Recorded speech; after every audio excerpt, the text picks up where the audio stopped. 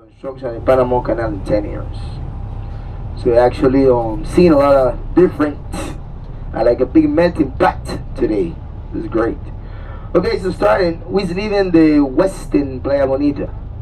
Western Playa Bonita, and beside it we have the Intercontinental Playa Bonita. This was a peninsula, the checkpoint for the United States.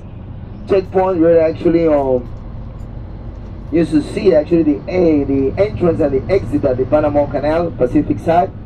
So they have two checkpoints. Was this section right here where they have a beach club, and what they used to call Fort Amador, what they call today Amador Causeway, where they actually connect three islands with the materials they take out from the section called Culebra Cut at the Panama Canal. Where they actually create a breakwater in the middle of the ocean, and at the end of the breakwater, we have three islands. Was actually there from that used to use by the Spanish to trade gold and silver back in the days.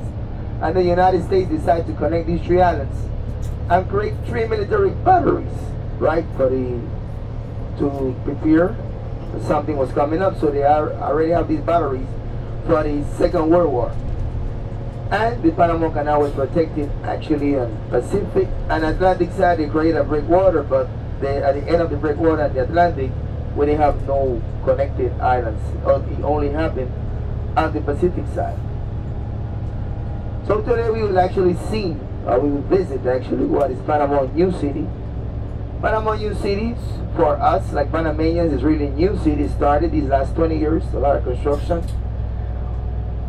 One of the things really important that happened when the United States left out of Panama in 1999 was that Panama is a service country.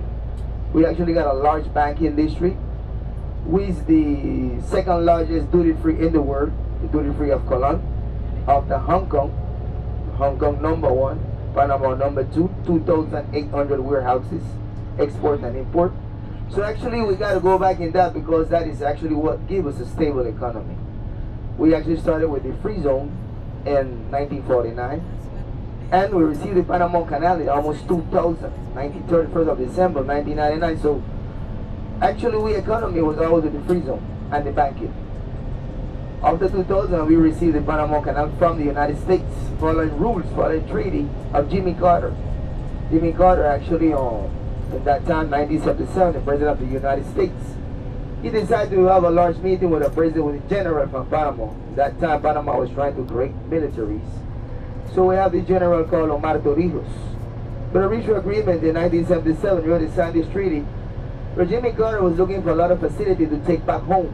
All of these militaries was here just having a lot of party and doing nothing, because there was nothing to do. It was just 20 military bases here and was just party every weekend. Well, you should party with me like a lot. So yeah, we got to go back and remember all of those good things. Yeah, so actually Jimmy Carter said, we're talking about 35,000 militaries doing nothing. So he signed the treaty. The treaty started running from 1979 to 1999, 20-year treaty, where all of the militaries actually, every 5 years, turned over to Panama. The Panama Canal zone, little by little, and at the end of it, 1999, the Panama Canal locks. So it was over. So we, like service country, Panama was like an open door from 2000. A lot of international companies. So companies take notice. And if they have their company located in Panama, they have a lot of facility, they pay less tax, right? They have the short route between the two oceans, the Panama Canal, and plus that, they have the free zone.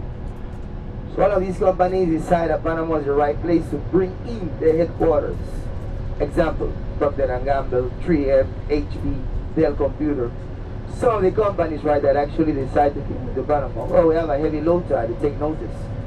That is normal here every day. Actually, something really important that you're going to take notice. We have a heavy low tide, but the ship is moving, right? So, what happened? The Panama Canal don't depend on the low tide. Panama Canal don't have nothing to do with the low tide. The low tide is just normal in Panama. We, like country, a little geographic information. We, like country, is right in the middle. So we actually is used in Panama. You gotta remember that the ocean go north-south, not east-west.